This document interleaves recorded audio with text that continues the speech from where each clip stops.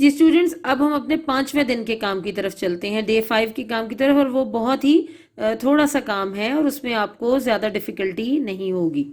जी students, 5वें दिन आपने अपनी ये किताब English grammar and composition for 9th-10th class, इसको आपने निकालना है। और इसमें जो कंटिन्यूस टेंसेस की ट्रांसलेशन एक्सरसाइजेज हैं, सबसे पहले हम वो करेंगे प्रेजेंट कंटिन्यूस टेंस की। तो मैं आपको पेज नंबर बताती हूँ, आप निकालिए। स्टूडेंट्स, आपने ये एक्सरसाइज निकालनी है प्रेजेंट कंटिन्यूअस टेंस की, और ये है आपके पेज नंबर 77 पर। तो ये जो सॉल्व हुए हुए जुमले हैं, हम इन्हीं को आपको पढ़ाएंगे और आपको एक तरीका बताएंगे जिसकी बेस पर आप इनको पास्ट में भी और फ्यूचर में भी कन्वर्ट कर सकेंगे। जी स्टूडेंट्स, पहला जुमला है, अभी आपने जब कंटिन्यूस टेंस को अच्छी तरह से पढ़ लिया होगा, अभी तक आपने उसकी सारे क्वेश्चंस को याद कर लिया होगा, उसकी टेबल को आपने रिवाइज कर लिया होगा। अब अगर उस बेस पर देखें तो उर्दू सबसे पहले होती है definition, action going on in present past and future. आप देखें वो लिखा हुआ है जा रहे हैं, तो एक्शन इज कंटिन्यूअस, ठीक है। अब इसकी उर्दू रिकग्निशन से आपने देखना है कि रहे हैं, रहा है, रही हूँ, ये सारे प्रेजेंट कंटिन्यूअस को शो कर रहे हैं। और अब आप याद करिए, इसमें थी हमारी फॉर्म ऑफ वर्ब, तो वो है फर्स्ट फॉर्म प्लस आईएनजी। देखिए यहाँ गो प्लस आईएनजी, गोइंग। और हेल्पिंग वर्ब्स हमारे क्या थे, इज एम आर, जैसे यहाँ आर है, इज है, एम है। इसी तरह मुख्तलिफ हेल्पिंग वर्ब्स हमारे आते चले जाएंगे। और अभी हम नेगेटिव और इंटरोगेटिव में नहीं बना रहे, लेकिन इन्हीं जुमलों को हम बनाना जब आगे सीखेंगे तो आपको वो सारा टेबल इस पर अप्लाई होता हुआ नजर आ जाएगा। तो आपने ये जुमले अपनी इंग्लिश की नोटबुक्स पर नोट करने हैं उर्दू में, और आगे उनकी ट्रांसलेशन करनी है। आज आपका डे 5 पर सिर्फ ये काम है। लोग तफरी के लिए छांगा मांगा जा रहे हैं। People are going to Changa Manga for picnic. लड़का इम्तिहान की तैयारी अच्छी तरह कर रहा है। The boy is preparing, prepare plus ING, preparing well for the examination. मुर्गी अंडे दे रही है। The hen is laying eggs. मैं पाकिस्तान का नक्शा बना रही हूँ। I am drawing the map of Pakistan, drawing the map of Pakistan. गवाला गाय का दूध धो रहा है। The milkman is milking the cow. बच्चे मेंढकों पर पत्थर फेंक रहे हैं। दरअसल जुमला ये होना चाहिए, बच्चे मेंढकों को पत्थर मार रहे हैं। The boys are throwing stones at the frogs. मेरे साथी मेरी हिम्मत बंधा रहे हैं। My friends are encouraging me. माहीगीर मछलियां पकड़ रहे हैं। The fisherman are catching fish. Amjad घड़ी को चाबी दे रहा है। Amjad is winding the watch. घड़ी को चाबी देना, वाइंड करना, वाइंडिंग द वॉच। पुलिस कातिल के पीछे भाग रही है। The police is running after the murderer. हम एक नई किताब छाप रहे हैं। We are printing a new book. ये कपड़ा सस्ता बिक रहा है। This cloth is selling cheap. अमीर आदमी खैरात दे रहा है। The rich man is giving arms, alms. फकीर सिक्के गिन रहा है। The beggar is counting coins. वो नलके की टूटी खोल रहा है। He is turning the tap on. मैं अपनी घड़ी तलाश कर रहा हूँ। I am looking for my watch. Students, अब आपने करना ये है कि इन्हीं जुमलों को, ये तो हो गए प्रेजेंट कंटिन्यूअस के जुमले, अब आपने इन्हीं को पास्ट कंटिन्यूअस के जुमलों में कन्वर्ट करना है खुद से अपनी नोटबुक्स पर। कैसे? जैसे ये लिखा हुआ है, लोग तफरी के लिए छांगा मांगा जा रहे हैं। आपने करना है, लोग तफरी के लिए छांगा मांगा जा रहे थे। तो क्या चेंज आ जाएगी?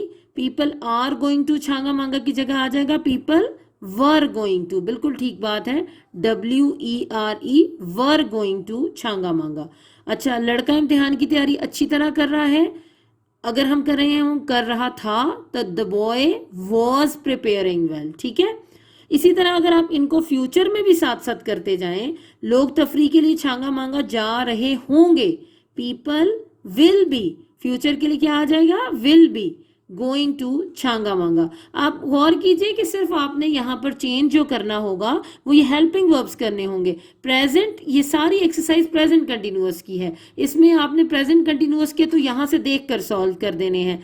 पास्ट कंटिन्यूअस के आपने खुद बना रहे हैं। जा रहे थे, कर रहा था, दे रही थी, बना रही थी, धो रहा था, फेंक रहे थे, मेरी हिम्मत बंधा रहे थे, मछलियां पकड़ रहे हैं थे, मछलियां पकड़ रहे थे, चाबी दे रहा था, भाग रही थी, छाप रहे थे, सस्ता बिक रहा था, खैरात दे रहा था, गिन रहा था, खोल रहा था, तलाश कर रहा था। ये तो हो गए पास्ट कंटिन्यूअस के। फ्यूचर कंटिन्यूअस में आप बाकी सारा जुमला यही लिखकर क्या चेंज कर रहे होंगे, जा रहे होंगे, कर रहा होगा, दे रही होगी, बना रही होंगी। मैं बना रही होंगी होगा ना, जैसे ये लिखा है मैं पाकिस्तान का नक्शा बना रही हूँ, तो आगे आप गी लगा देंगे तो बन जाएगा बना रही होंगी। आई शैल बी, यहाँ क्या चेंज आ जाएगी, I shall be drawing the map of Pakistan. अच्छा, धो रहा होगा, फेंक रहे होंगे, बंधा रहे होंगे, पकड़ रहे होंगे, दे रहा होगा, भाग रही होगी, पुलिस कातिल के पीछे भाग रही होगी, हम एक नई किताब छाप रहे होंगे, ये कपड़ा सस्ता बिक रहा होगा, अमीर आदमी खैरात दे रहा होगा, फकीर सिक्के गिन रहा होगा, वो नलकी की टूटी खोल रहा होगा, मैं अपनी घड़ी तलाश कर रहा हूँगा।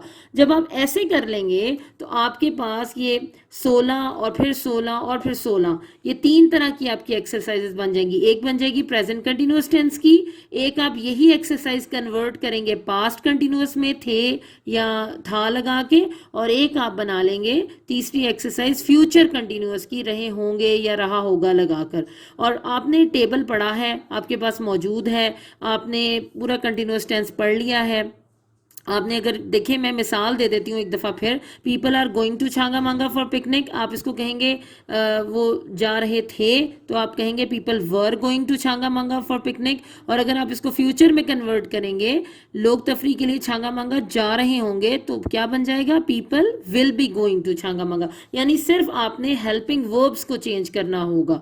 द बॉय इज की जगह पास्ट में आ जाएगा द बॉय वॉज, और फ्यूचर में आ जाएगा the boy will be. The hen is laying की जगह आ जाएगा द हैन वॉज लेइंग, और फ्यूचर में आ जाएगा द हैन विल बी। इसी तरह आप देखिए प्रेजेंट में है आई एम ड्राइंग, तो आप जब इसको पास्ट में कन्वर्ट करेंगे, बना रही थी, तो आप कहेंगे आई वॉज ड्राइंग। और जब आप फ्यूचर में कन्वर्ट करेंगे तो वो हो जाएगा I shall be. The milkman is milking है, द मिल्कमैन वॉज मिल्किंग हो जाएगा पास्ट में, और फ्यूचर में हो जाएगा the milkman will be milking. बाकी सारा जुमला तो ऐसे ही रहेगा। The boys are throwing stone है, पास्ट में हो जाएगा the boys were throwing stones, future में हो जाएगा the boys will be throwing stone. My friends are encouraging me, past में वर इनकरेजिंग मी, और फ्यूचर में will be encouraging. Fisherman are catching fish, the fisherman are catching fish, इसको past में convert करेंगे तो हो जाएगा the fisherman were catching fish, और फ्यूचर में हो जाएगा the fisherman will be catching fish. Amjad is winding the watch, past में हो जाएगा Amjad was winding the watch, future में हो जाएगा Amjad will be winding the watch.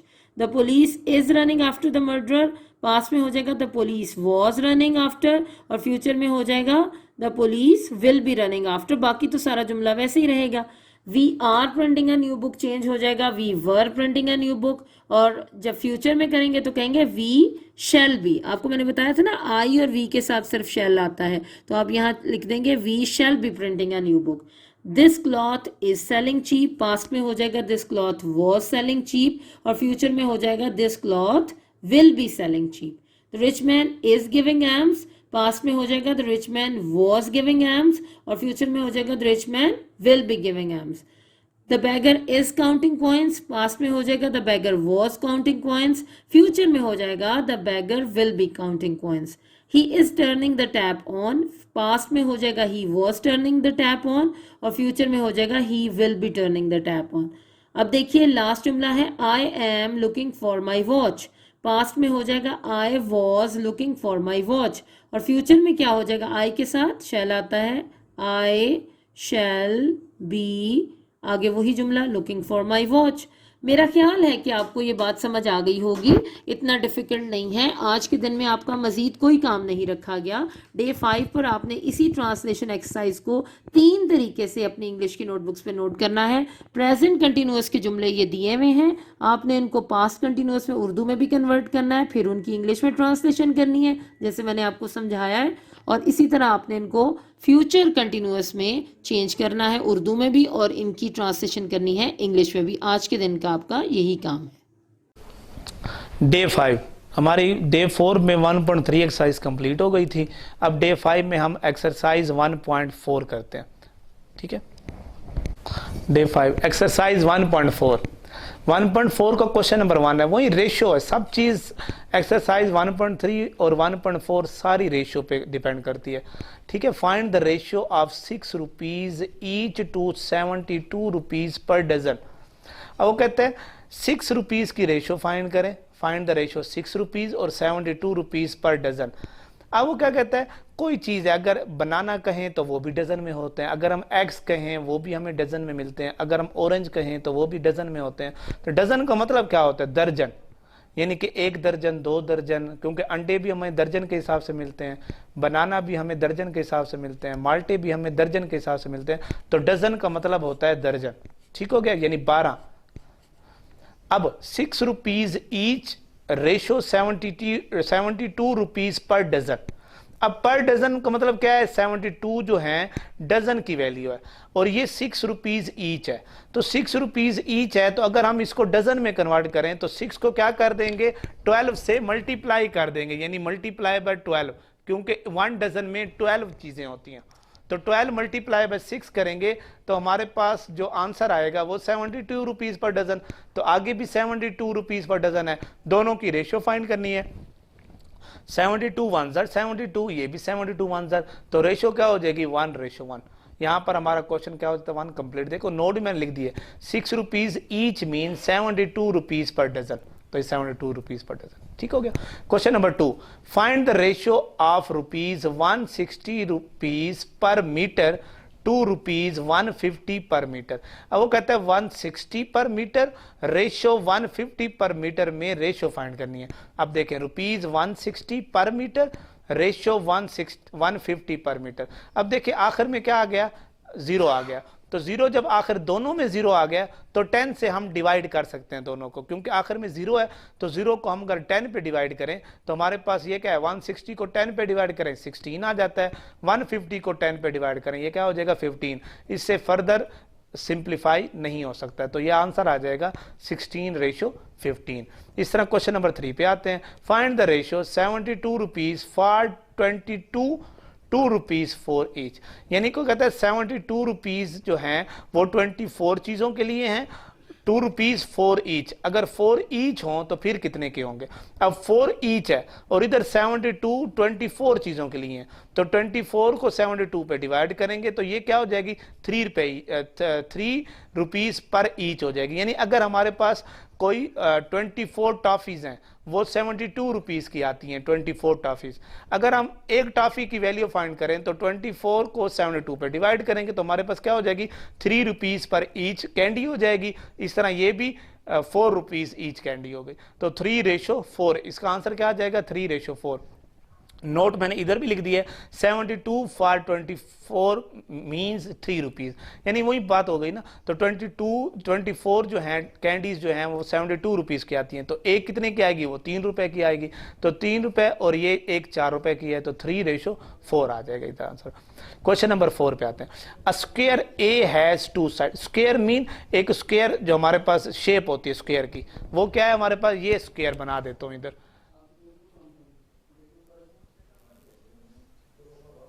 ये स्क्वायर बना दिया मैंने। अब स्क्वायर की जो चारों साइड होती हैं वो हमेशा इक्वल होती हैं। ठीक हो गया। अब वो कहता है एक स्क्वायर है, उसकी जो एक साइड है वो 2 सेंटीमीटर है, तो दूसरी भी 2 होगी, तीसरी भी 2 होगी, चौथी भी 2 होगी। And square B has side 6 centimetre, और एक और स्क्वायर लेते हैं उसकी साइड क्या है 6 है, यानी कि 6 सेंटीमीटर का स्क्वायर एक लेते हैं, एक 2 सेंटीमीटर का स्क्वायर लेते हैं, उनके दरमियान रेशियो फाइंड करनी है। अब रेशियो कैसे फाइंड करनी है, हमने रेशियो हमारे पास है the length of the side of square A to the length of the side of square B. अब दोनों की लेंथ का हमने क्या करना है, रेशियो फाइंड करना है। Length of side A ratio length of side B.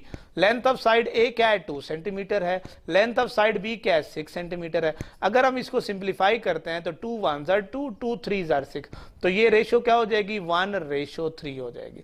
अब दूसरा इसके पार्ट कहता है द पैरामीटर। अब पैरामीटर क्या होता है, पैरामीटर जब भी हम स्क्वायर का पैरामीटर फाइंड करेंगे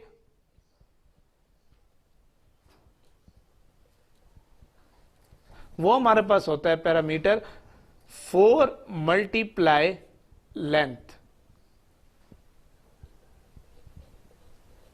लेंथ ऑफ साइड। ये पैरामीटर होते हैं हमारे पास। जब भी फार्मूला लगाएंगे ना तो ये हमारे पास पैरामीटर है 4 इंटू लेंथ ऑफ साइड। अब ए पैरामीटर, एक स्क्वायर का पैरामीटर निकालना है तो ए स्क्वायर की जो लेंथ है वो 2 है, मल्टीप्लाई क्या है 4 है, तो हमारे पास क्या हो जाएगा ये 8, यानी पैरामीटर ऑफ स्क्वायर ए क्या हो जाएगा 8 आ जाएगा। पैरामीटर ऑफ स्क्वायर बी की लेंथ है 6 है, मल्टीप्लाई 4 करेंगे तो 24 हो जाएगा। ये 8 है, ये 24 है, इस पे 4 वाले टेबल से कैंसिल कर 8 वाले टेबल से कैंसिल करते हैं, 8 1 8, 8 3 24, तो हमारे पास इसकी रेशियो भी क्या हो जाएगी 1:3 हो जाएगी। इसके बाद क्वेश्चन नंबर 3 पे आते हैं, the area of square A to the square area of square B. अच्छा, एरिया ए की वैल्यू हमारे पास क्या है 2 सेंटीमीटर। जब भी एरिया फाइंड करना होता है तो एरिया में क्या होता है स्क्वायर लिखते हैं हम, तो 2 सेंटीमीटर का स्क्वायर, एंड एरिया बी में क्या है 6 सेंटीमीटर वैल्यू है उसकी, तो एरिया क्या होता है स्क्वायर में होता है तो उसका होल स्क्वायर लिख दिया, तो 2 स्क्वायर हमारे पास 4 आ जाएगा, 6 स्क्वायर 36 आ जाएगा। अब इसको हम सिंप्लीफाई करते हैं तो 4 1 4, 4 9 36, तो हमारे पर रेशियो क्या बन जाएगी 1:9। यहाँ पर ये हमारे तीनों पार्ट्स यहाँ पर 4 क्वेश्चन के कंप्लीट हो जाते हैं। Question number 5, if a ratio b is equal to 2:3, find the ratio of 6a ratio 2b। अब 6a और 2b की रेशियो फाइंड करनी है, इसकी वैल्यू फाइंड करनी है, तो a रेशियो b हमारे पास क्या है 2:3 आ जाएगा। अब इसको फ्रैक्शन में लिखते हैं तो a/b इज इक्वल टू 2/3 हो जाएगा।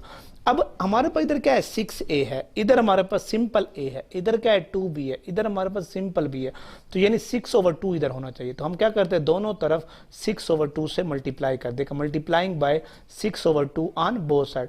अगर इसको 6/2 से मल्टीप्लाई करें तो 6a/2b आ जाएगा।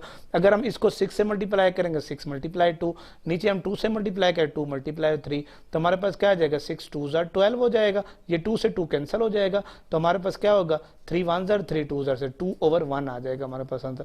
यानी 6a इसको दोबारा हम रेशियो में लिखें तो ratio 2b is equal to 2:1, तो ये हमारा क्वेश्चन ये यहाँ पर कंप्लीट हो जाता है। देखो 6a रेशियो 2b की वैल्यू क्या आ गई 2:1 आ जाएगी।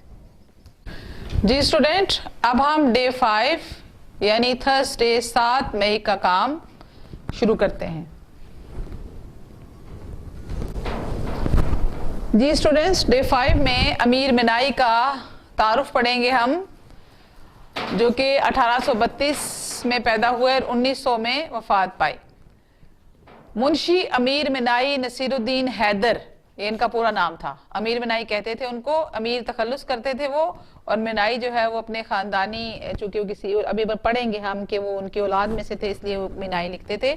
असल नाम नसीरुद्दीन हैदर था।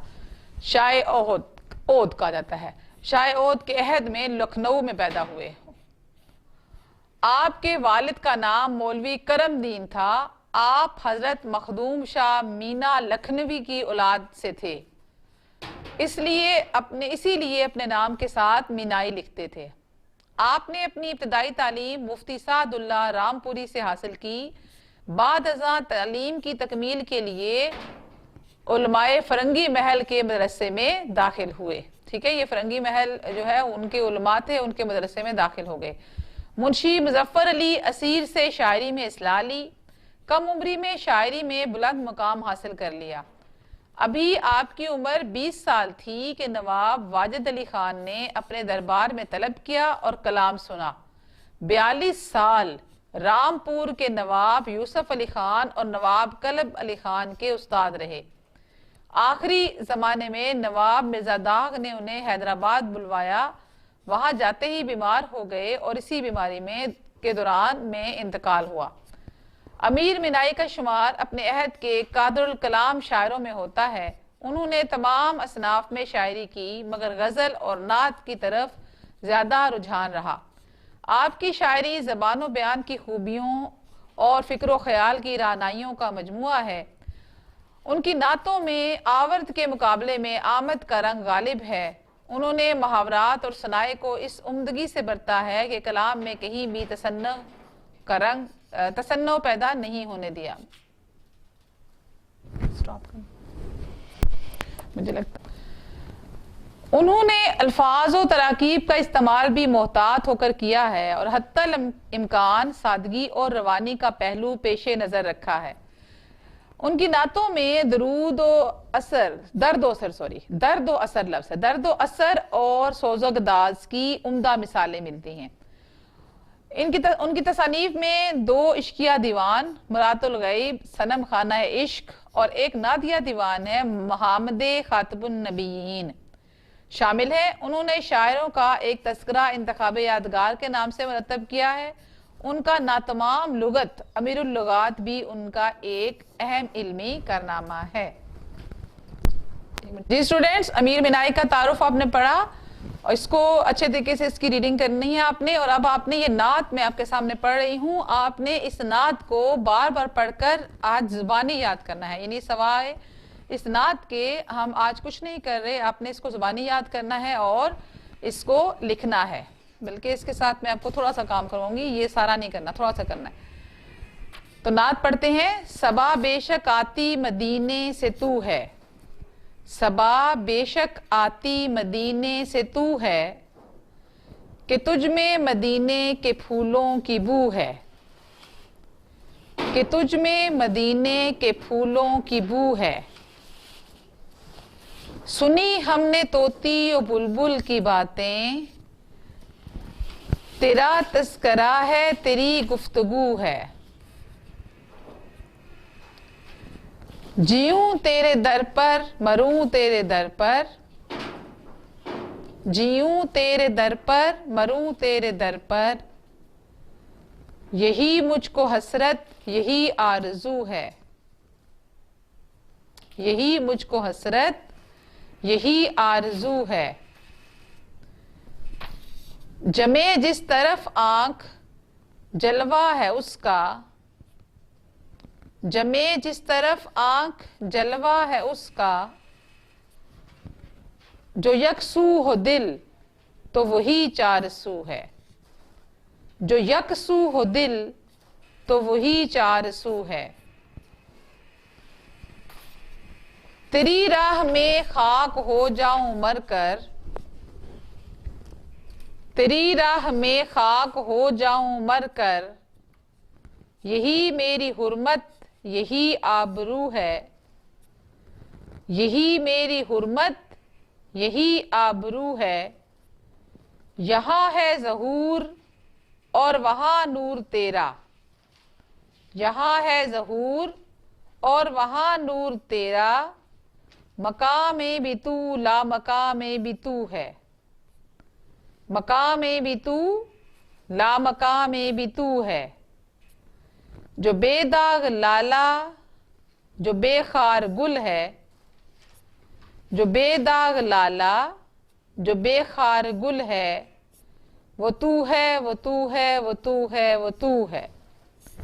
तो ये मोहम्मद खातमुन नबीयीन से लिया गया है। आपने आज के दिन में मैं आपको कोई और रिटर्न वर्क नहीं दे रही, बल्कि आपने इसी नात को बहुत ही सफाई से अपनी नोटबुक पे लिखें और इसको बार बार पढ़कर जुबानी याद करें और याद करके अपने पास एक रफ कॉपी रख लें। एक शेर याद करें, उसे लिखें, उसे चेक करें, फिर दूसरा शेर याद करें, उसे लिखें, उसे चेक करें। जो आपने अपना घंटा उर्दू के लिए मखसूस किया है, आप अपने उर्दू के लिए, बात मुझे आपको स्टार्ट में बतानी चाहिए थी, कम अज कम आपने अपने उर्दू की पीरियड के लिए 1 घंटा मखसूस करना है। तो ये जो घंटा आपने मखसूस किया हुआ है उर्दू के लिए, इस पूरे घंटे में आप बहुत अच्छे बच्चे हैं, आपको ये नज़म जुबानी याद हो जाएगी। मैं आपको और कोई रिटर्न वर्क आज नहीं करवा रही। हाँ स्टूडेंट्स, डे 5 में हम जो है वो तफसीली सवालात नंबर 3 पढ़ेंगे। स्टूडेंट्स, डे 5 में हमारे पास सवाल नंबर जो है वो 3 है और वो है कि साइंस और टेक्नोलॉजी का ज़राअत, अद्वियात और इंजीनियरिंग में किरदार बयान करें। तो इसके जवाब में लिखा हुआ है, सबसे पहले हम पढ़ेंगे ज़राअत में जो है वो साइंस और टेक्नोलॉजी का किरदार। जदीद टेक्नोलॉजी ने ज़राअत को एक नफ़ाबख्श कारोबार की शक्ल दे दी है। आज ज़राई पैदावार में बेपनाह इजाफा हो चुका है। जदीद टेक्नोलॉजी की मदद से आज वसी और रीज़ रकबे को सेमोथोर से पाक करके काबिल काश बनाया जा चुका है। अच्छा स्टूडेंट्स, सेमोथोर ये एक ज़मीन की आप कह सकते हैं एक ऐसी बीमारी होती है जिसमें ज़मीन की जो बलाई सतह होती है वहाँ पानी की मकदार ज़्यादा हो जाती है। तो आजकल ट्यूबवेल के ज़रिए उस पानी को इस्तेमाल में लाया जाता है और इस तरह उस ज़मीन को जो है वो फसल काश करने के काबिल बनाया जाता है। जदीद टेक्नोलॉजी की मदद से आज जड़ी बूटियों, कीड़े मार दवाओं और फंगस को मारने वाली अद्वियात से फसल को रवायती तरीकों से पाक किया जाता है। कीमियाई खाद के इस्तेमाल से ज़मीन की जरखेज़ी में बेहद इजाफा हुआ है, जिससे फसलों की पैदावार बढ़ती है। यानी कि स्टूडेंट्स, ज़राअत में साइंस और टेक्नोलॉजी का बड़ा अहम किरदार है। आपने देखा कि पहले ज़माने में बहुत सारी ऐसी जड़ी बूटियाँ होती थी, कीड़े ऐसे जो कीड़े मकोड़े होते थे जो फसल को जो है वो तबाह कर जाते थे, लेकिन आज साइंस और टेक्नोलॉजी की मदद से ये कीड़े मार अद्वियात और बहुत सारी ऐसी खादें जो है वो ईजाद कर ली गई हैं, जिसकी बिना पर हमने अपनी जो ज़राई पैदावार है उसको बढ़ा लिया है। दूसरा है जी अद्वियात में साइंस और टेक्नोलॉजी का किरदार। टेक्नोलॉजी ने भी दवा साजी में एक इनकलाबी किरदार अदा किया है। बहुत सी वबाई अमराज मसलन ताउन, हाइजा, टाइफाइड, पोलियो, नमोनिया जो किसी दौर में महलिक बीमारी समझी जाती थी, आज वैक्सीन और अद्वियात की मौजूदगी के बायस काबू में आ चुकी हैं। वैक्सीन और एंटीबायोटिक अद्विया के दरियाफ्त के बायस बहुत सी महलिक बीमारियों का इलाज मुमकिन हो गया है और बायस बीमारियों का तो बिल्कुल खात्मा हो चुका है। औसत उम्र तरक्की पजीर ममालिक में भी 35 से बढ़कर 55 साल हो गई है। यानी कि जो मेडिसिन का शोबा है उसके अंदर भी साइंस ने बड़ा अहम किरदार अदा किया है। बहुत सारी बीमारियों को इंसान ने कंट्रोल कर लिया है और बहुत सारी ऐसी अद्वियात यानी ऐसी मेडिसिन ईजाद कर ली हैं जो हमें इन बीमारियों के ख़िलाफ़ लड़ने में हमारे अंदर जो है वो क़ुव्वत मदाफ़त पैदा करती है। और इस तरह हमारी जो औसतन उम्र है तरक्की पज़ीर ममालिक में वो भी 35 से बढ़ के 55 साल हो गई है। आगे है इंजीनियरिंग में किरदार। आज कारखानों, पुलों, डैमों, कंप्यूटर और मुतअद्दिद मशीनों ने इंसानी ज़िंदगी और माशरे को तब्दील करके रख दिया है। जदीद ज़राए अबलाग ने पूरी दुनिया को एक गांव की शक्ल जो है वो दे दी है। इलेक्ट्रिकल इंजीनियरिंग ने बिजली फ्राहम करके सनत को दुनिया की बुनियादी सहूलतें मुहैया कर दी हैं। मसलन refrigerator, air conditions, bulb, tube, television, telephone और वीडियो कैसेट्स सब इलेक्ट्रिकल इंजीनियरिंग के कारनामे हैं। तो इस तरह स्टूडेंट्स हमारा जो डे 5 का काम है वो मुकम्मल हुआ।